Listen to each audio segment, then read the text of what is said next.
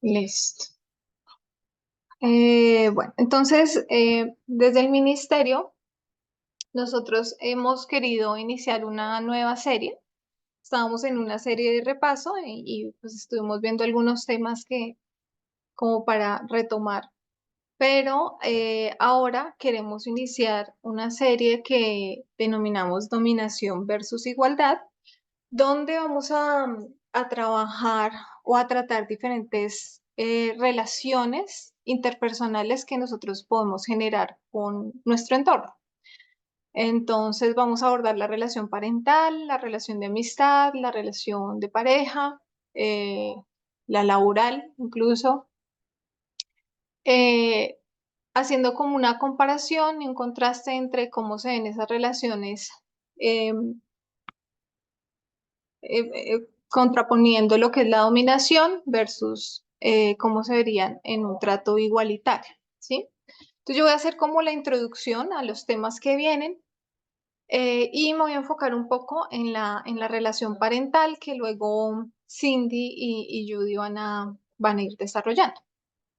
Entonces, para iniciar, quería que miráramos un poco qué es este concepto de dominación, qué entienden ustedes, cómo ven este ejercicio de la dominación a manera general, no en ninguna de las relaciones específicamente, pero a manera general, ¿qué entendemos por este concepto? Bueno, antes de hacerles la pregunta, quise tomar como este símil con lo que es un juego de ajedrez, porque en el juego de ajedrez vemos que siempre hay dos contrincantes, unas fichas móviles en las que no todas tienen el mismo valor, son desiguales en su importancia.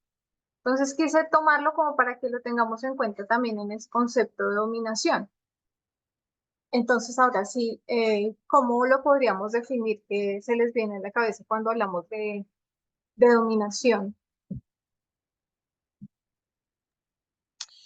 Es una relación desigual, primero que nada, eh, donde uno tiene más poder y lo ejerce sobre el que tiene menos. Ok. Entonces, de tu concepto, Graci, voy a resaltar dos palabras, que es la desigualdad eh, y el ejercicio del poder. Mati, Se me vinieron a la mente dos palabras, una es discriminación y la otra es opresión. exacto. Pensaba en discriminación en el aspecto de yo tengo el poder para no darte lugar o ignorarte o quitarte, tenerte lejos, y opresión en el aspecto de yo no te quiero lejos, te quiero cerca, pero te quiero oprimido. Eh, por ejemplo, en posiciones de trabajo a una mujer vos podés decir no la quiero porque no se va a quedar embarazada. O puedes decir sí la quiero, pero la quiero sujeta, porque me conviene que cuide a los hijos, que cuide a mis padres. Entonces, las dos características de discrimino de lejos o te oprimo de cerca, pero las dos manifiestan una característica de poder. Sí, me gusta mucho lo que ponen sobre la mesa porque vamos a trabajarlo y vamos a revisar cómo esos ejercicios de dominación son más fuertes específicamente cuando hay una relación cercana, ¿cierto? Entonces, podemos ver ejercicios de dominación entre clases eh, o inclusive en el racismo.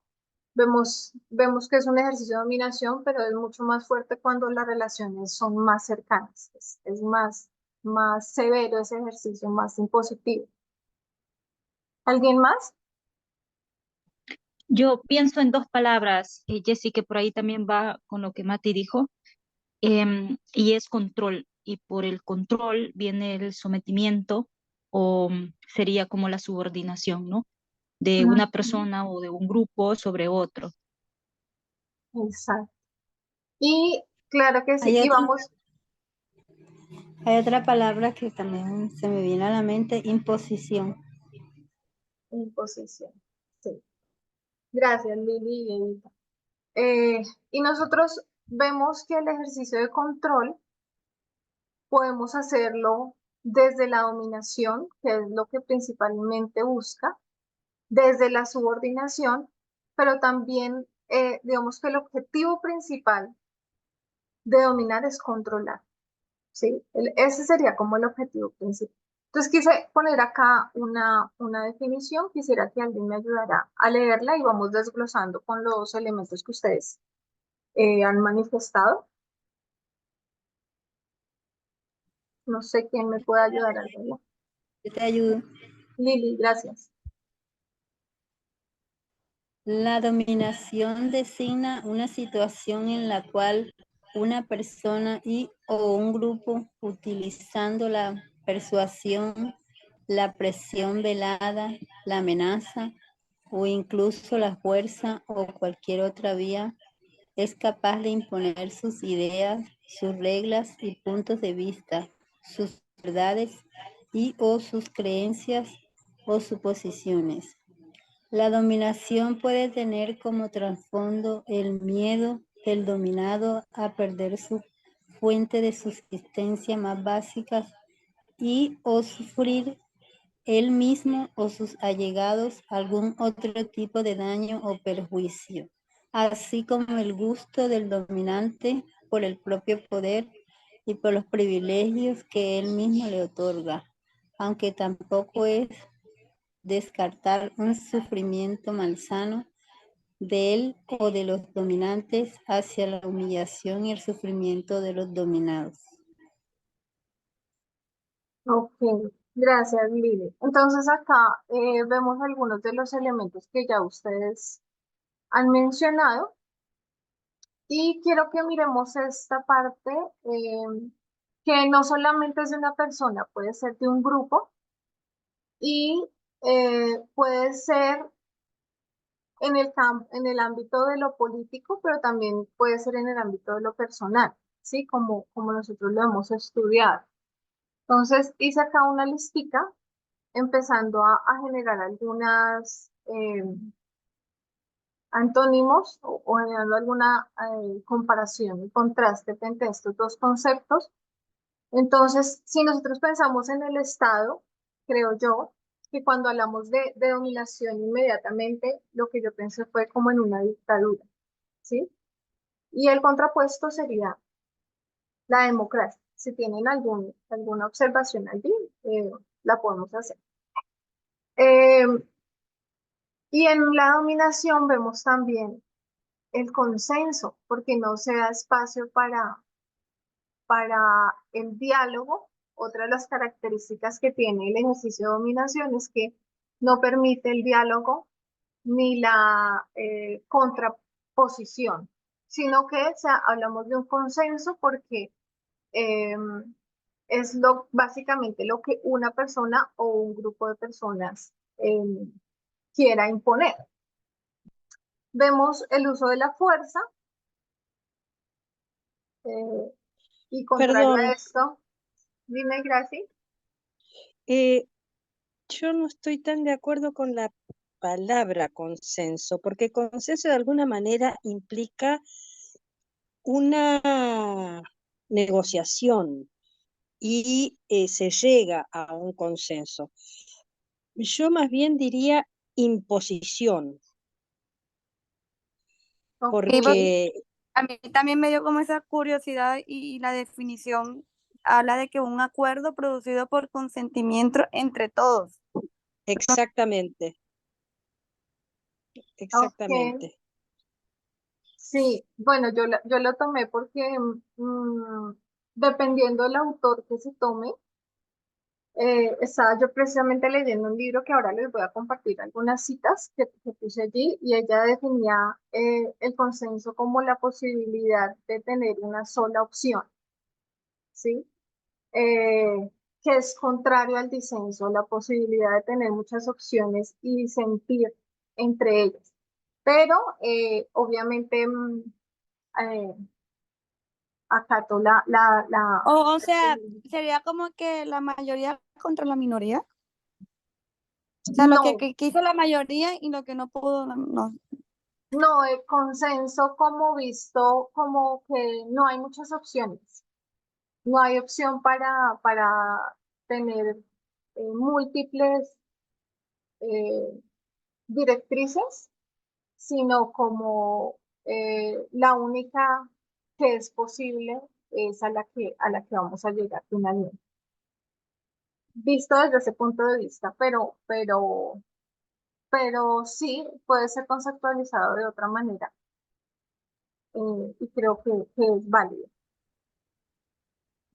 Jessy, Sí, eh, por ejemplo, bueno, así como lo explicaste, sí podría caber porque, digamos, en mi país, bueno, hay muchos hombres que pueden ellos llegar a un consenso, pero simplemente dando a ellos una opción.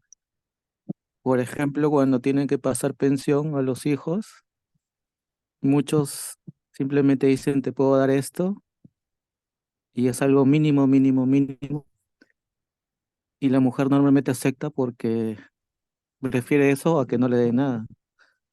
¿Podría ser eso? Algo así, como un ejemplo. sí, sí, he entendido como que si no hay más posibilidad, pues hay que llegar a a aceptar la única opción que hay. Gracias, Nati. César, tenía la manita arriba. Ya, ya era más o menos parecido a lo que dijo Matías. Vale. Entonces, sí, podríamos ampliar un poco más esa concepción respecto a esta definición de consenso. Permítame un segundo. Bueno, eso como para que lo pensemos no solo en lo político, en un ejercicio estatal, pero también pensémoslo en un ejercicio personal. Y por eso nosotros hablamos de las diferentes relaciones que podemos tener. Y hoy vamos a ir enfocándonos en la relación parental. ¿Sí? Todos tenemos claro qué es la relación parental. Padres e hijos. Ajá, listo.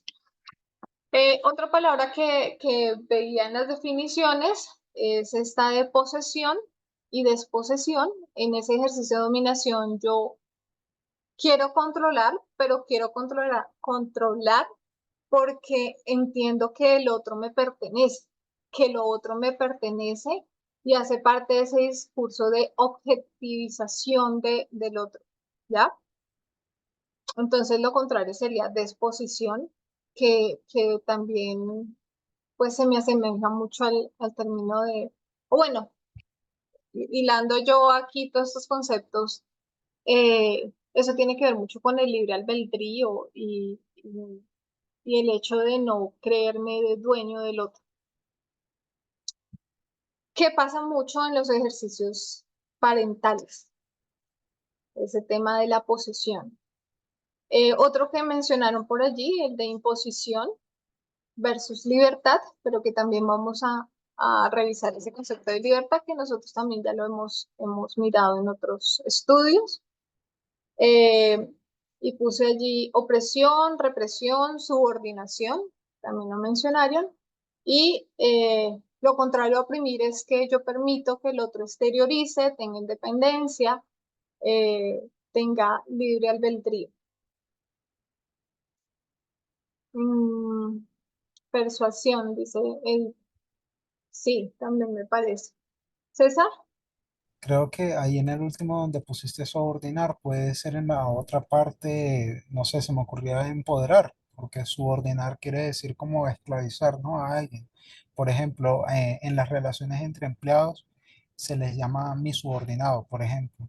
Entonces, en lugar de subordinar, sería como empoderar, o sea, darle al otro eh, eso, el poder, o sea, para que sí, el mismo no, haga. Como herramientas de crecimiento, ¿no?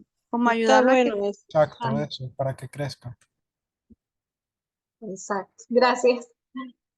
Perfecto. Listo. Entonces, mirando en estos ejercicios de poder, de dominación versus igualdad, y estaba yo precisamente echando una revisada al libro de Deseados de todas las gentes, y me encontré con dos citas que me parecieron pertinentes, que las compartamos acá y que miremos cómo también el contraste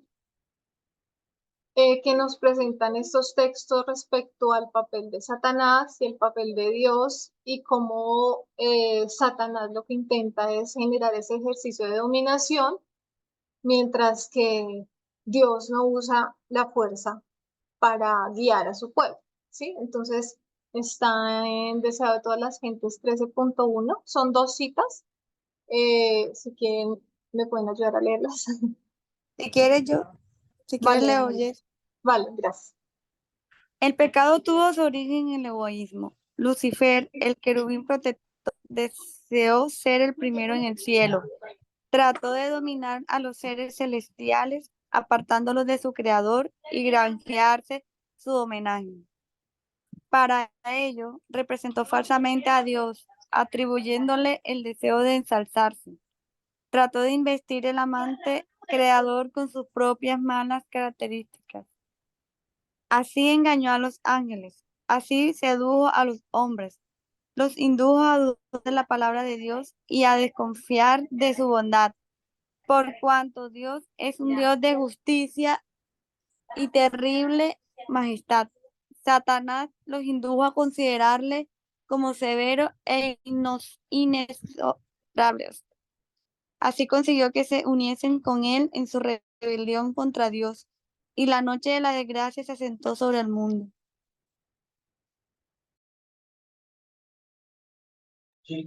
Em, ¿Quieres resaltar algo o alguien quiere resaltar algo de esta cita? Porque mira que acá miro esta palabra de unión y resalté algunas como O sea, dominación.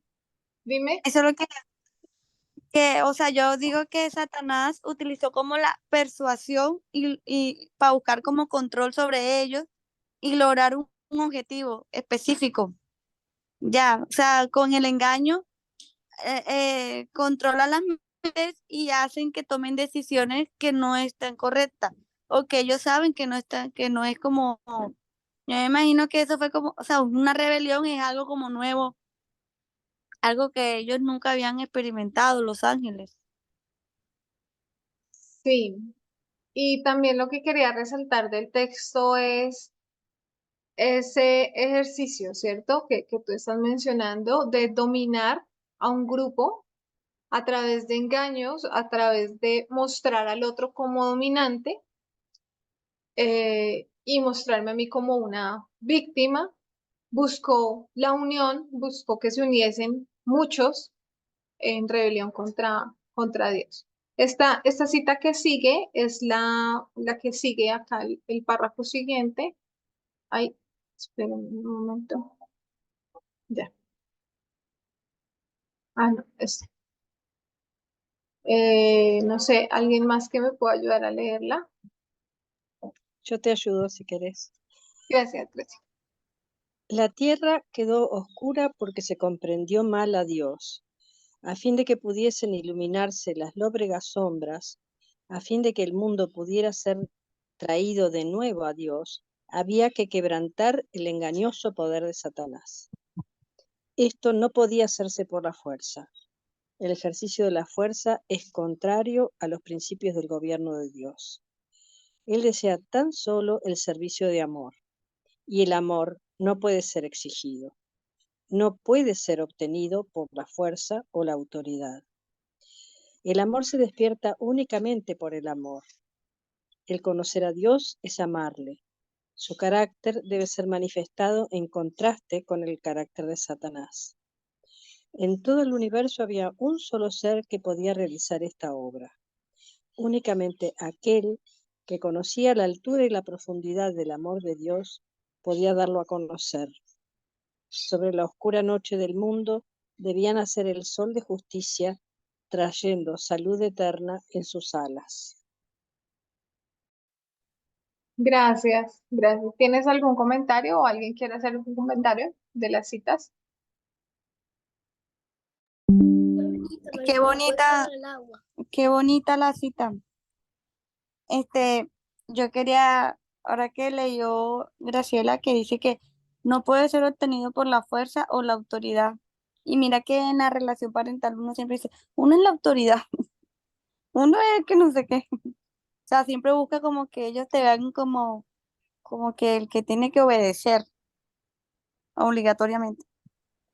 Sí, vamos a ir adentrándonos un poco en ese ejercicio de revisar las relaciones, porque nosotros normalmente hablamos de este tipo de temas poniéndolo en un contexto del Estado, ¿sí? Entonces, como el racismo, hablándolo como muy general, pero como, eh, digamos, quisimos como traerlo a algo un poco más aterrizado en el diario vivir de nosotros.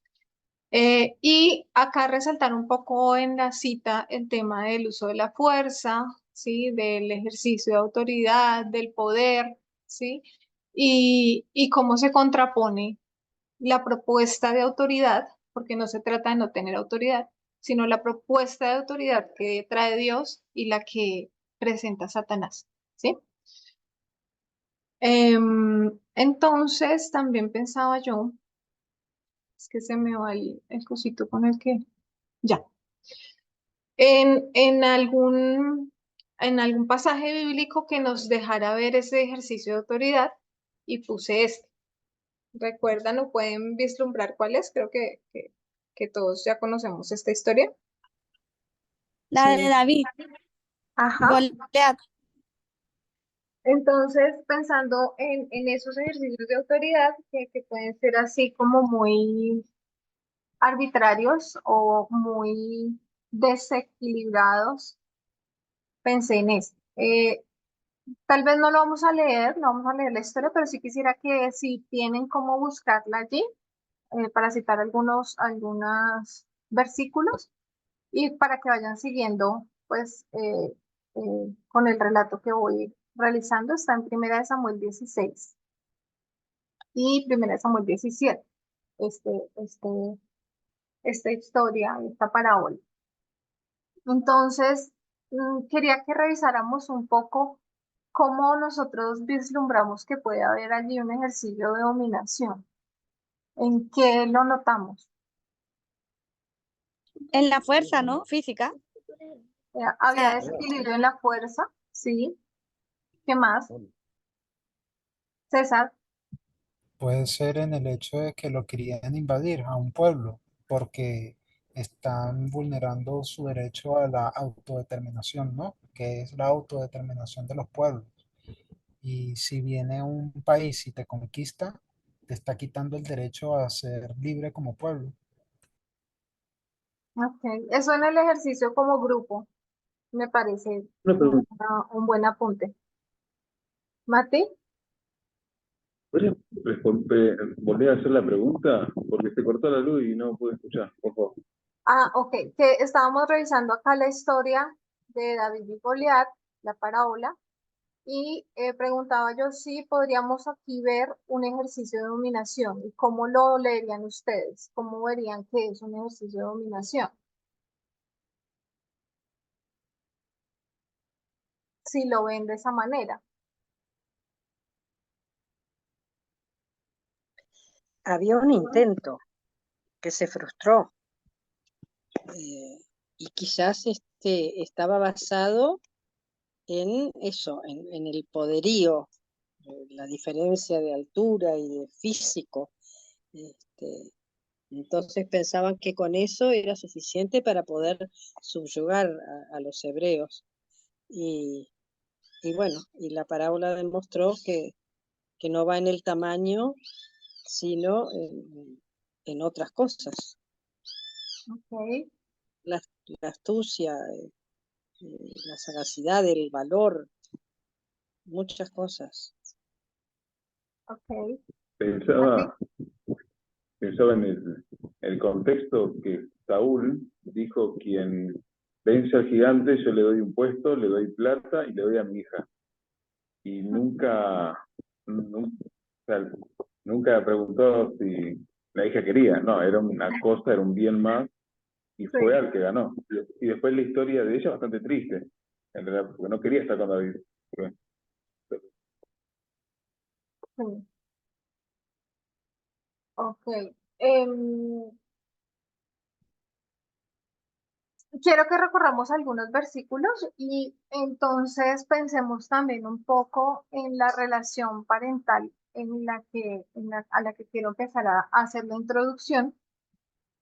Miremos 1 Samuel 16, en el versículo 7, en el 11 y en el 12, Dios advierte que no se debería mirar la apariencia ni la estatura de David, sino que se debería mirar su corazón.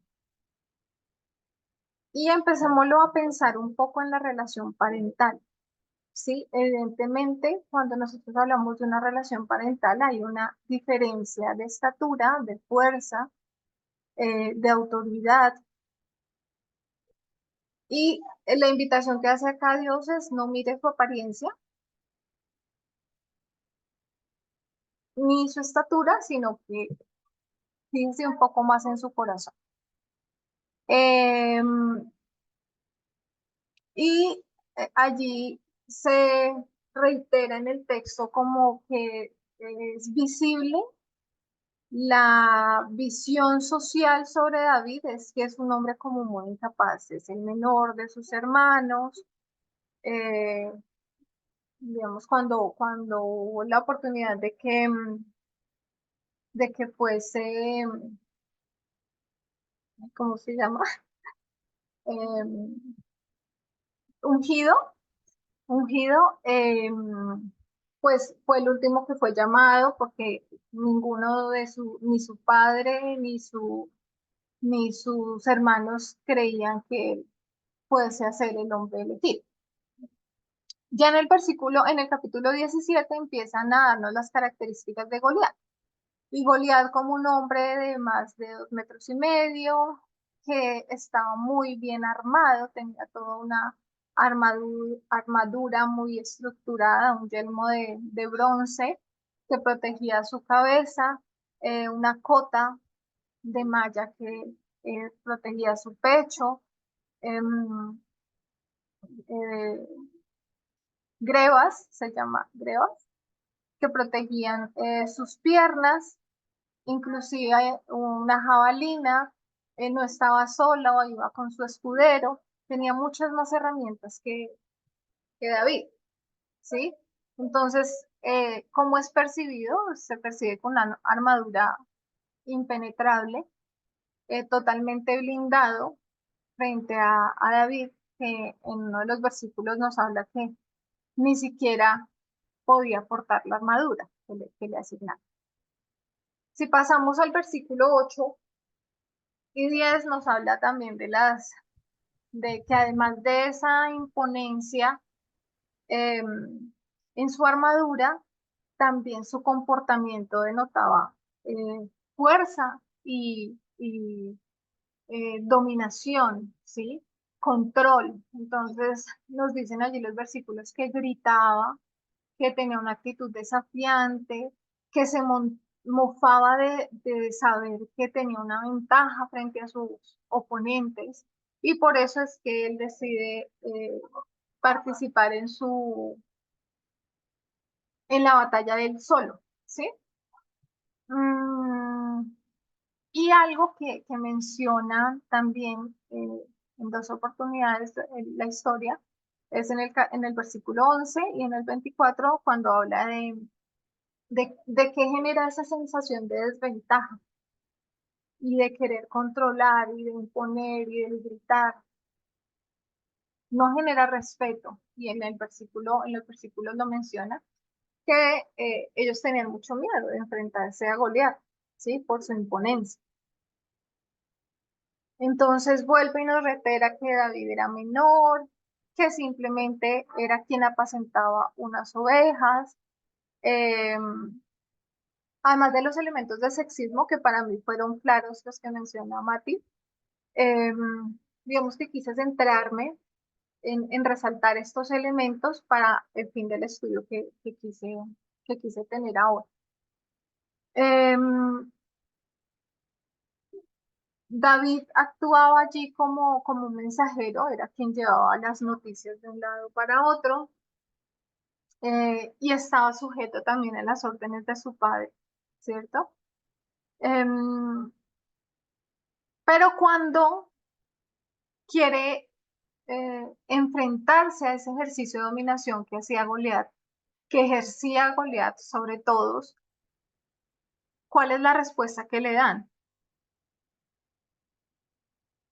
Le dicen que es un soberbio, ¿sí? Y se me asemeja mucho cuando en los ejercicios de autoridad parentales el padre grita o la madre grita y quieren dominar, pero cuando el hijo quiere alzar su voz o quiere decir, pero tú me dijiste tal cosa o quiere reclamar, es catalogado como una soberbia, ¿no? De tener un corazón malvado, que así se le llamaba a...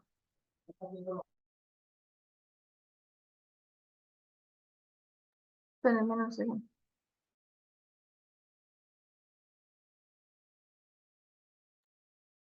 Estaba pidiendo acá un tris de silencio. Es que yo no sé si ustedes lo escuchan, pero acá hay bastante ruido.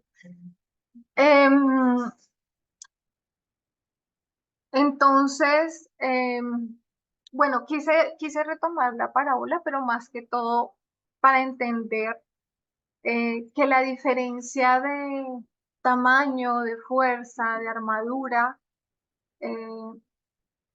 es importante en una relación. Y por eso es que allí nosotros debemos ser más conscientes de cómo generar un ejercicio de igualdad, ¿sí? Finalmente, ¿qué hace David?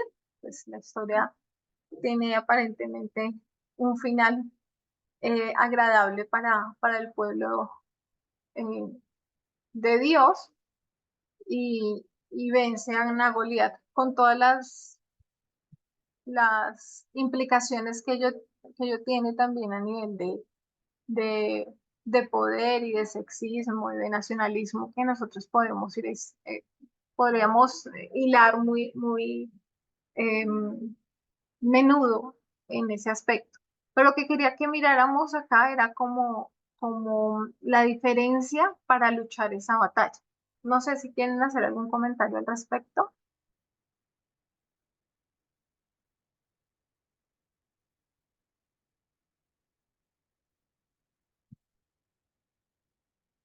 ¿No?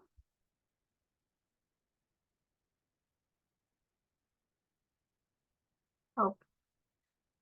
Eh, bueno, y entonces mirando un poco ya algunos textos sobre dominación, les comentaba que yo estaba leyendo un libro que se llama Respondona, de una mujer afro que se hace llamar Bell Hooks, que en realidad su nombre es Gloria Watkins, y ella habla de ese ejercicio de dominación en el libro y quise tener esta cita que aunque habla del sexismo, quiero que también lo miremos en la relación parental.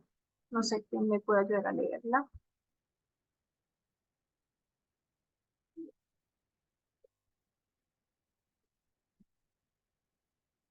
Si quieres, te leo. Vale, gracias. El sexismo es único.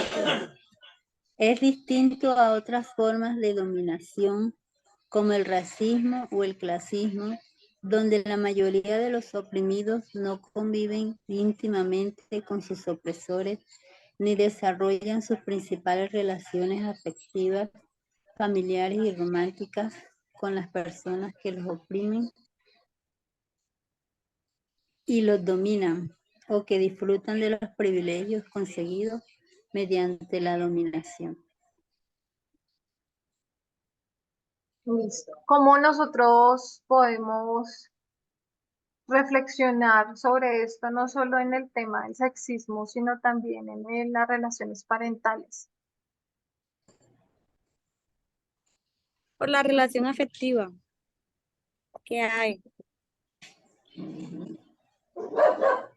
Y es una relación afectiva que implica no solo acá, como dice, la convivencia, sino que en la relación parental nosotros vemos que hay una idealización de las figuras parentales por los primeros años, más o menos hasta los 9, 10 años,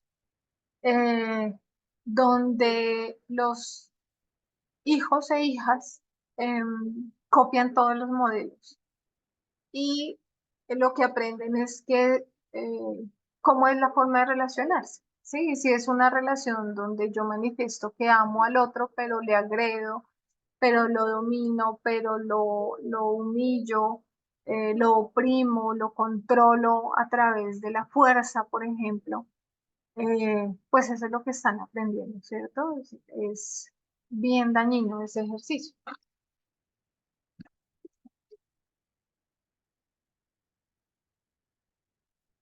Y entonces, entrándonos en ese tema de la labor parental, ¿cuál es el objetivo de esa labor parental? ¿Qué es lo que buscamos nosotros al educar y ya mirándolo de pronto desde el contexto también espiritual?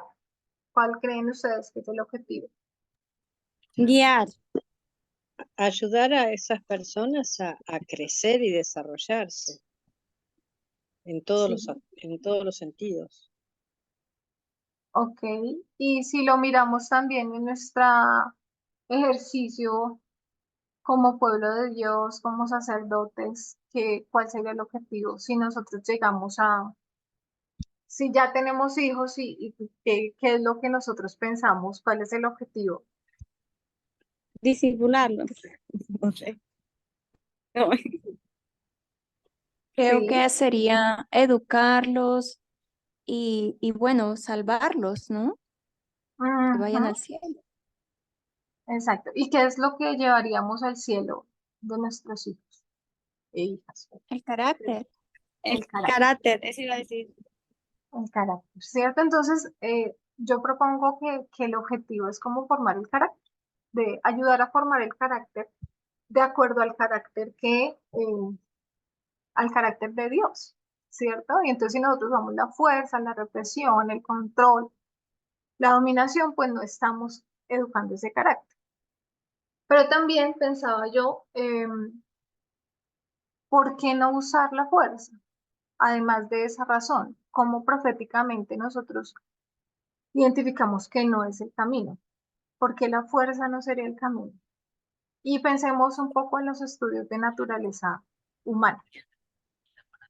Porque, porque es contrario a Dios y pues desde un inicio siempre ha quedado claro que Dios creó al hombre de libre albedrío.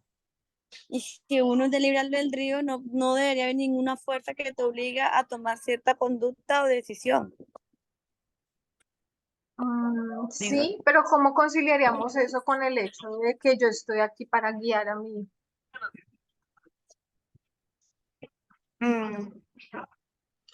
Yo creo que la única manera es presentarle a los niños las consecuencias de uno u otro camino y, y hacerlos que razonen para que puedan escoger con sabiduría. Ok, porque si quiero como que quede claro que no estoy relegando nuestro papel como madres o como padres, porque sí hay un papel que hacer, digamos que hay un ejercicio que hacer. Pero ¿por qué? Mi pregunta era, ¿por qué no podemos usar la fuerza? ¿Qué, qué de lo que entendimos del estudio de la naturaleza humana nos podría decir proféticamente que ese no es el camino? Bueno, de pronto está muy enredada la pregunta, pero no sé si lo podemos hilar. Voy a poner acá esta cita. Porque si no, no pueden ejercer el libre albedrío. Si les imponemos las cosas, no pueden ejercer su libre albedrío. Entonces lo importante es desarrollarles la conciencia de qué está bien y qué está mal para que entonces tengan una base para tomar ellos buenas decisiones. Ok. César. Cuando hiciste la pregunta, lo que se me vino a la mente fue un texto que está en Primera de Juan, capítulo 4, verso 18. No sé si Sí. lo puedes leer allí, pero se me ocurrió fue ese texto. Ya va.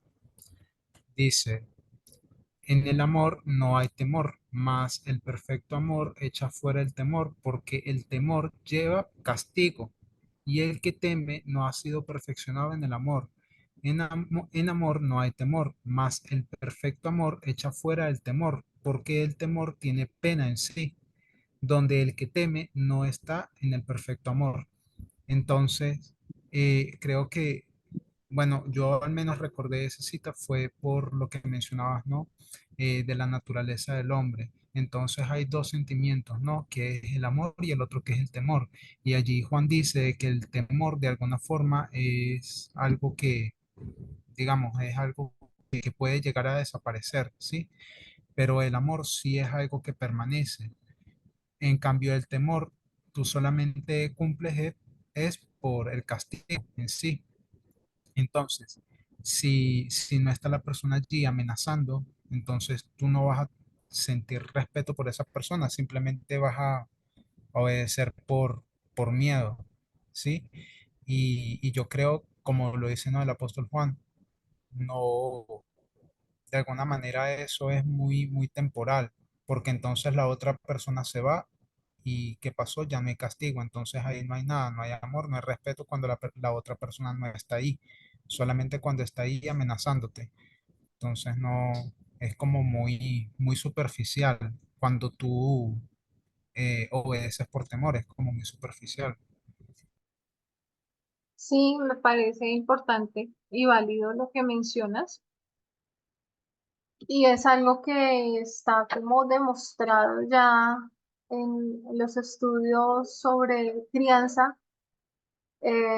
Siempre se habla que ese modelo conductual donde yo a través del castigo eh, genero la obediencia, lo que ha hecho es que los niños y niñas obedezcan por temor y que cuando no está esa figura que puede arremeter a través de la fuerza, pues no lo van a hacer, entonces no se genera una conciencia. Y me parece muy válido el punto. Sin embargo, no hemos dado respuesta a la pregunta de cómo la naturaleza humana y el estudio que hemos hecho nos permite reconocer que proféticamente ese no sería el camino. Voy a poner acá la cita. Ya la hemos leído varias veces, pero quizás podamos darle nuevamente lectura y, y recordar quién me podría ayudar. ¿Quieres otra vez? Si no hay otro voluntario. Vale, Cindy, por favor. Las pasiones inferiores tienen su sede en el cuerpo y obran por su medio. Las palabras carne, carnal o concupiscencia carnales abarcan la naturaleza inferior y corrupta. Por sí misma la carne no puede obrar contra la voluntad de Dios. Se nos ordena que crucifiquemos la carne con los afectos y las concupiscencias. ¿Cómo lo haremos? Infligiremos dolor al cuerpo, pero daremos muerte a la tentación a pecar. Debe impulsarse el pensamiento corrompido. Todo intento de someterse al cautiverio de Jesucristo. Todas las propensiones animales deben sujetarse a las facultades superiores del alma. El amor de Dios debe reinar supremo. Cristo debe ocupar un trono indiviso. Nuestros cuerpos deben ser considerados como su posesión adquirida. Los miembros del cuerpo han de llegar a ser los instrumentos de la justicia. Gracias. Entonces, teniendo en mente que que nuestra labor es formar un carácter, y teniendo en cuenta esta cita, ¿a qué conclusión podríamos llegar? Porque no podríamos utilizar la fuerza para formar el carácter.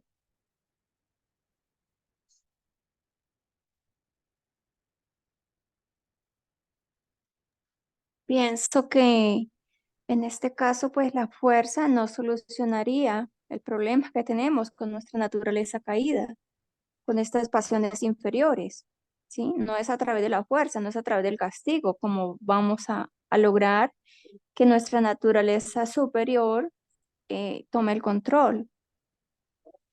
Ujú.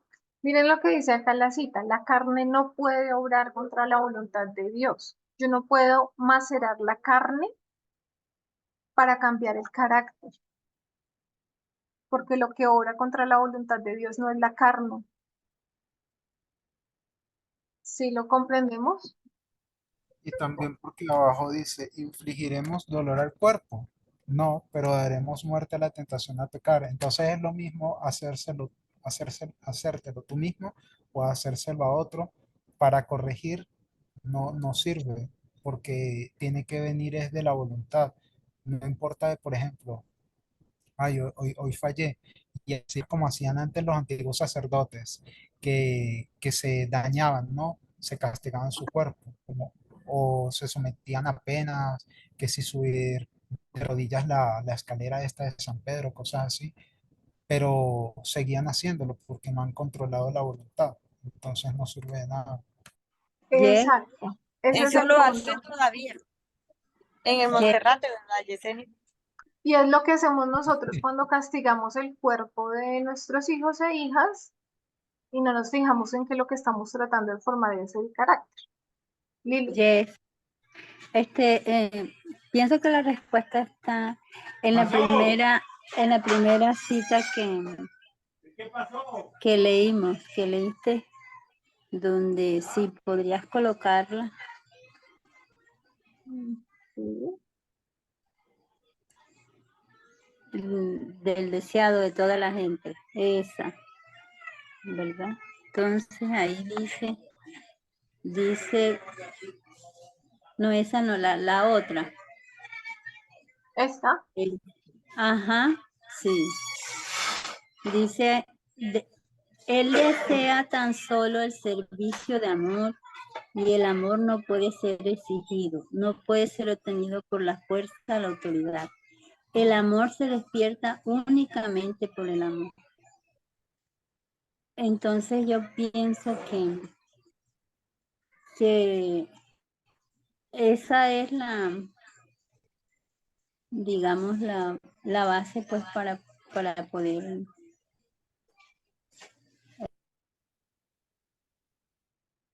Ok.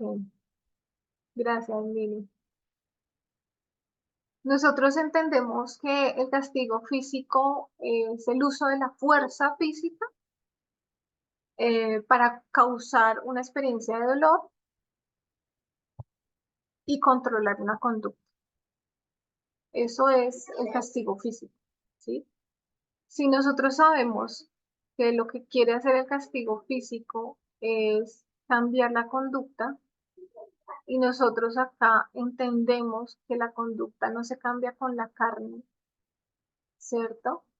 No es a través de la carne que la podemos controlar. No es infligiendo dolor al cuerpo que podemos controlar la conducta y formar el carácter que queremos, porque estaríamos hablando del carácter de Satanás para generar un comportamiento que esperamos sea bueno de parte de alguien que no tiene la misma fuerza, que está en desventaja frente a nosotros. ¿Tienen algún comentario?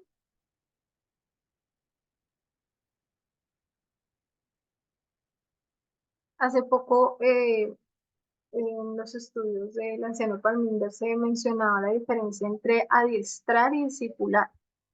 No quiere decir que nosotros no tengamos una labor que hacer, porque es como si dijéramos que somos el piloto del avión, pero no lo vamos a pilotear, ¿sí? O vamos a estar en disponibilidad de que sean los niños, las niñas, los que tomen ciertas decisiones frente a los cuales ellos aún no tienen la suficiente eh, conciencia, no sé, o no tienen la suficiente información, ¿sí?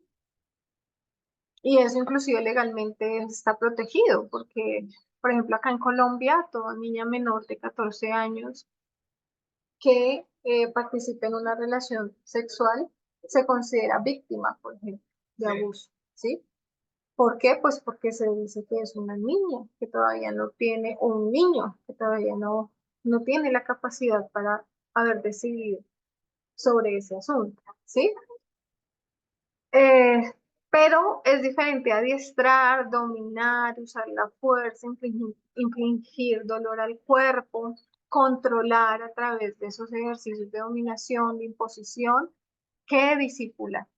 Y disipular implica vivir a través del ejemplo para ayudar a generar una conducta, ¿sí?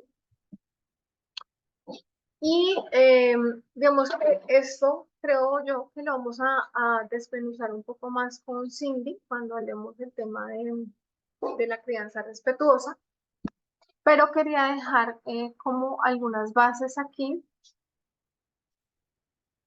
y también quería que reflexionáramos un poco sobre esto, porque creo que muchas veces se cae en esto, entonces en el libertarianismo, ¿sí? Entonces ya yo no voy a...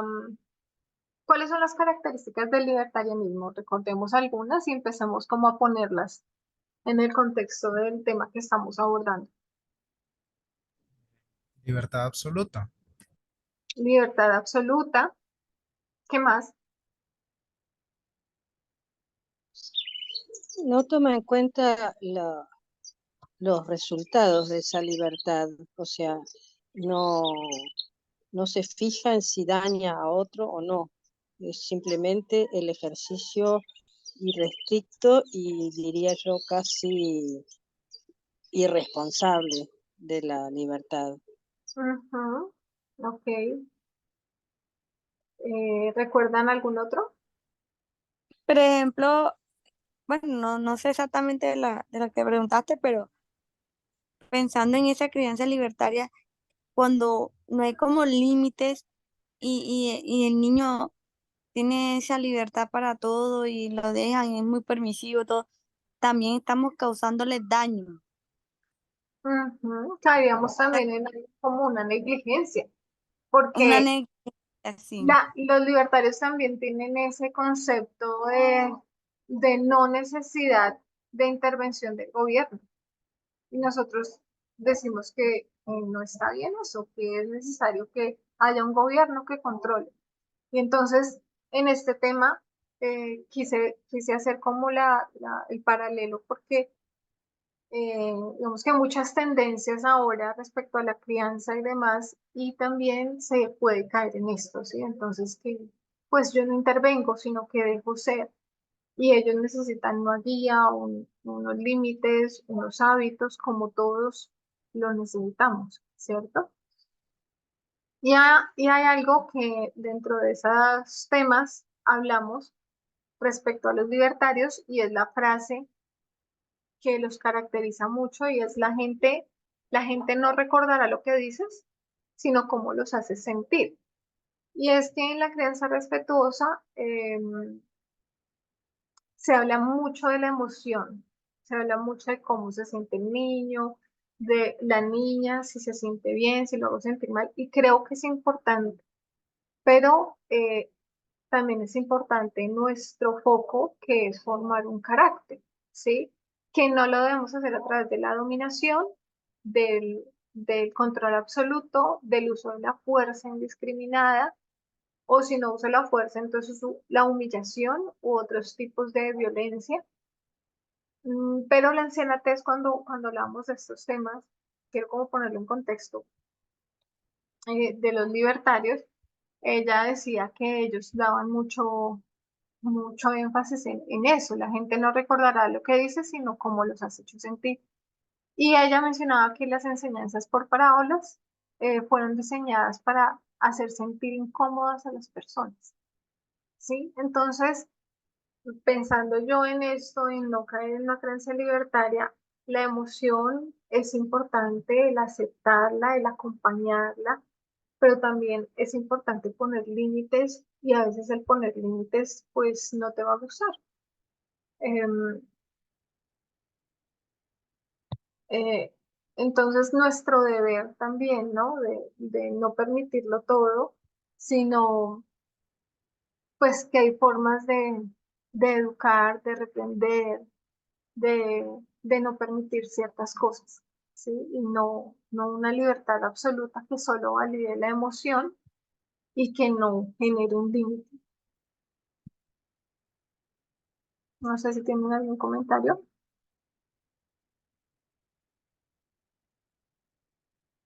Ok, entonces quería...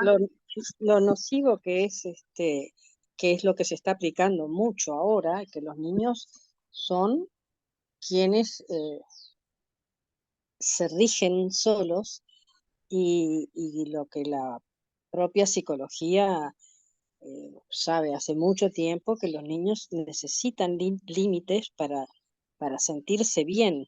O sea que aquello que están tratando de que se sienta bien, en realidad no los hace sentir tan bien, porque digo, ellos necesitan tener un marco en donde moverse y no, y no ir más allá, porque eso les genera una ansiedad y un descontrol total.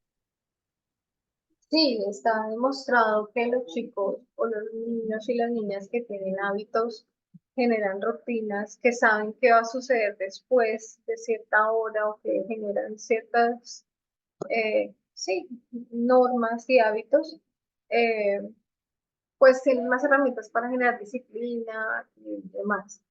¿Qué es lo que ha pasado? Que durante muchos años se ha generado una crianza totalmente opresiva donde solo se escucha una voz y donde solo se pide obediencia porque sí, o porque yo soy la mamá, o porque yo soy el papá, o porque yo lo digo.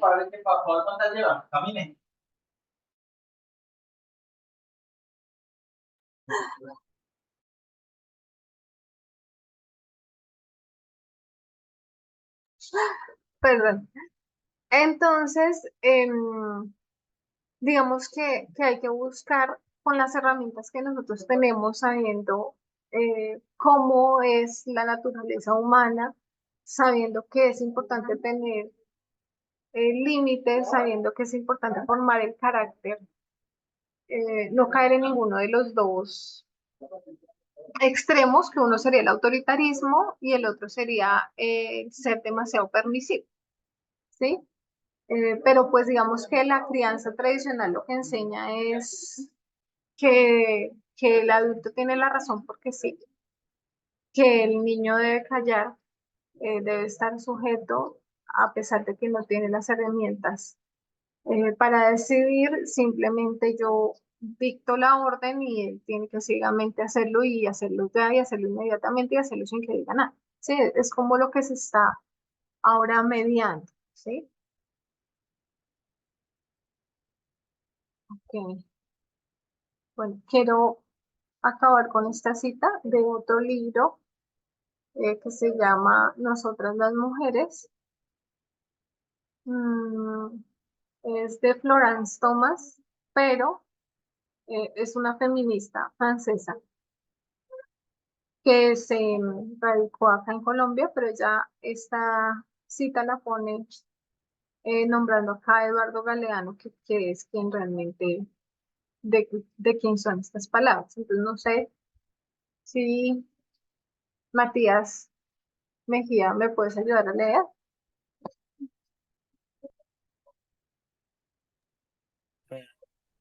Dice, la extorsión, la amenaza, el coscorrón, la bofetada, la paliza, el azote, el cuarto oscuro, la ducha helada, el ayuno obligatorio, la comida obligatoria, la prohibición de salir, la prohibición de decir lo que se piensa, la prohibición de hacer lo que se siente y la humillación pública son algunos de los métodos de penitencia y tortura tradicionales de la vida en familia.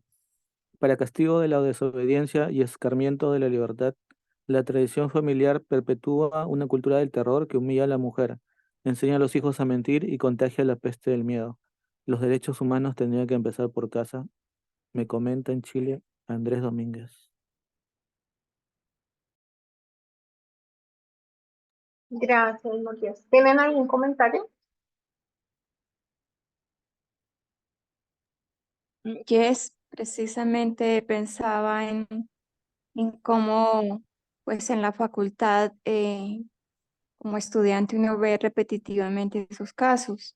Cada vez que vemos los temas de psicopatología en infancia, en adolescencia, en personas adultas, siempre están estas historias de maltrato, especialmente en la niñez, ¿sí? Entonces, sí es algo muy, muy importante entender eso. ¿A qué conduce el maltrato? ¿A qué conduce la opresión en los niños? Las palizas, bueno, todo eso. Quería comentar eso. Gracias, Sandrita. Sí, hay muchos estudios que hablan de todas las secuelas que deja el maltrato dentro de una familia, eh, el castigo corporal en niños y niñas. Y pensaba yo que es importante que nosotros apliquemos lo que ya sabemos, ¿no? La regla de oro, no hacer a los demás lo que no quiero que me hagan.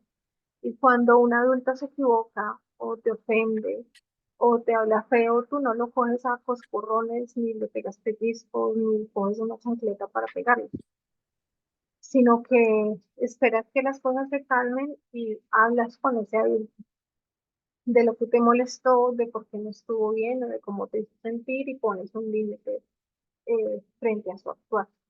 Entonces, em, pues es como esa discriminación de porque yo soy más fuerte, entonces sí con la fuerza.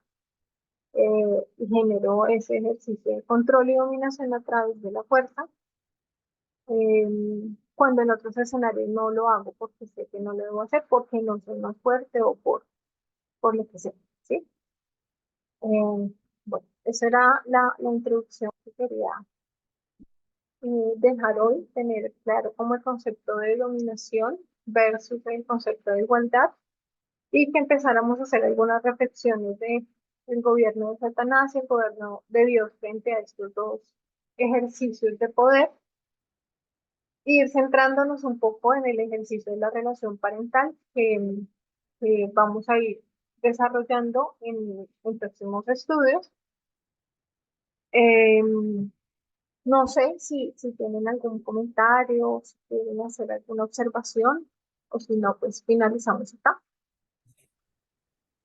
Yes, yo solo quería decir que ahora que se leyó la última cita, es como impresionante porque, o sea, no sé los demás, pero uno, por ejemplo, o sea, uno es como educado en ese sistema, uno fue educado así y tú lo veías como que natural ya, uno ve eso como normal, natural, y pero ahora cuando uno ya tiene un poquito más de conocimiento, ya tiene como de pronto una mente más abierta a tratar de entender los nuevos, las nuevas ideas y todo, y los nuevos avances.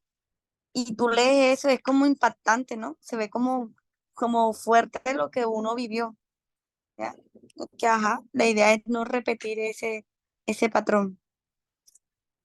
Y lo peor es que el patrón se justifica, ¿sí? Entonces, muchas veces desde la autojustificación, no, es que yo era terrible, no, es que a mi mamá le tocó sola, entonces por eso le tocaba usar esos métodos, y definitivamente el uso de la violencia eh, para maltratar al otro, pues no debería tener ninguna justificación, ¿no?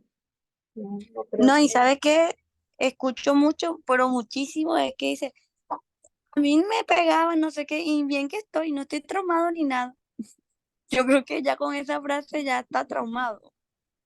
O sea, justifican eso y diciendo que son personas de bien, pero no, o sea, hay muchos problemas mentales. Claro, ¿no? Y de verdad que como la salud mental no es algo tan visible, sino que es algo que se teje en tus relaciones, en cómo tú tratas al otro, en lo que te genera dolor a ti, en lo que te hace sentir humillado, y mucho de eso viene pues de la crianza, ¿no? O sea, no a todo el mundo nos duele que nos griten, pero la persona que fue maltratada, que fue gritada, que fue humillada, pues eso inconscientemente la lleva a esos episodios, y para esa persona es más doloroso ese tipo de cosas o es más permisible, porque pues mi mamá que me amaba lo hacía, pues ¿por qué no lo permito en mi pareja? ¿Sí? se normaliza, ayuda a normalizar ese tipo de trato.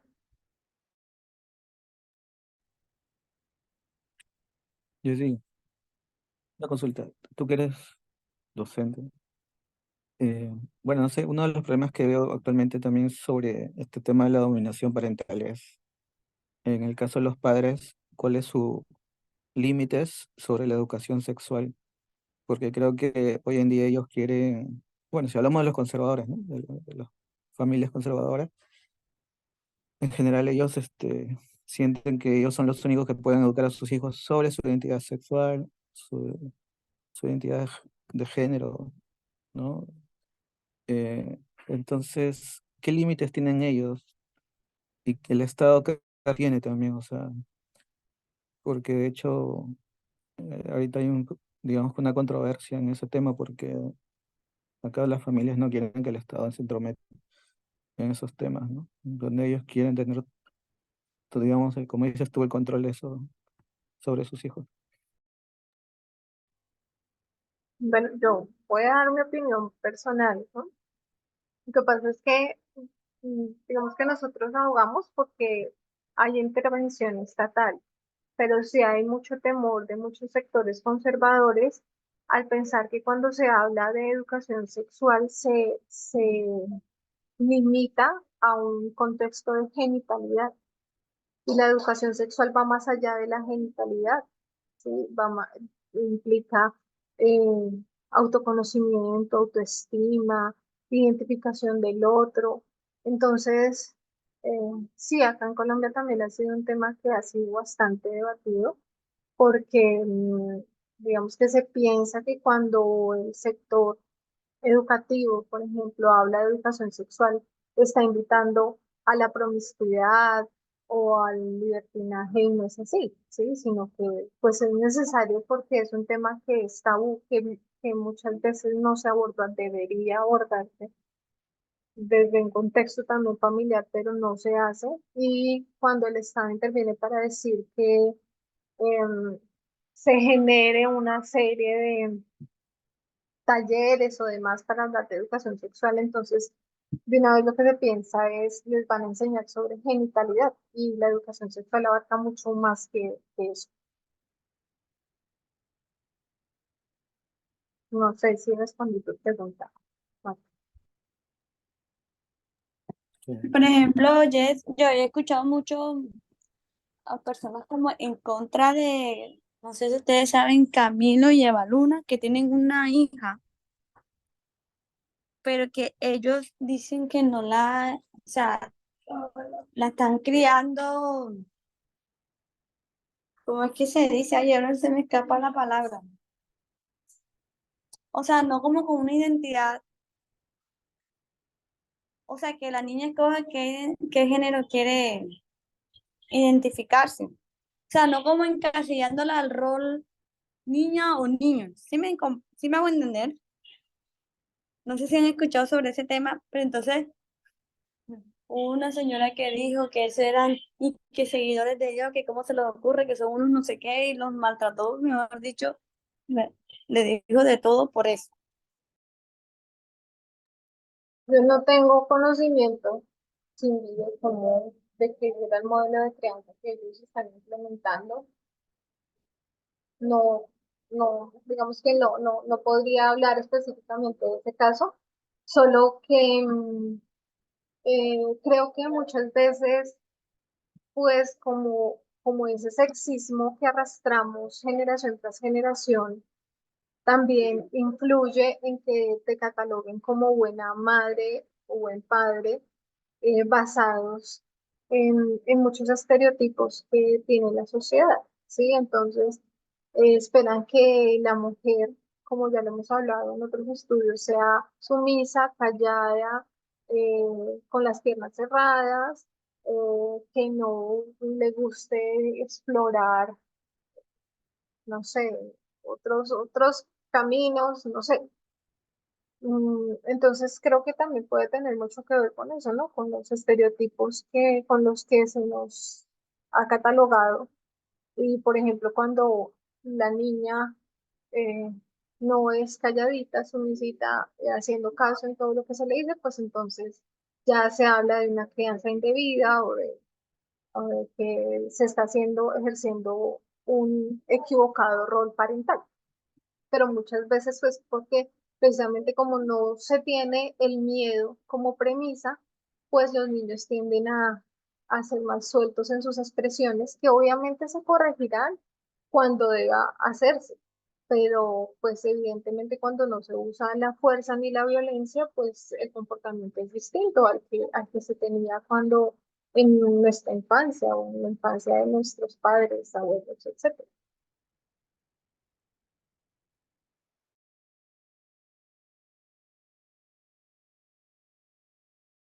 Gracias, Jess. Estaba muy bonito el tema. Ya en la próxima sigo yo. Ay, sí, Gracias, listo. Jay. Bueno, les voy a hacer un anuncio, pero ahorita cuando acabemos la grabación y la oración les comento una sobre los estudios. Entonces, si quieren, oramos. Bueno, Ok, oremos. Amado Dios, gracias te damos por este santo día de reposo que nos has regalado. Gracias porque podemos reunirnos, compartir nuestros pensamientos, unir las enseñanzas que nos has dado durante todo este tiempo. Te pido, Dios del cielo, que nos ayudes a ponerlo en práctica y a vivirlo en las relaciones que tenemos día a día, que podamos representar realmente tu carácter. Gracias por este tiempo de reunión que hemos tenido y que sea para nuestro crecimiento espiritual. Gracias por esta semana que inicia en el nombre de Cristo Jesús. Amén. Amén. Muchas gracias, Jessy. Amén. Amén.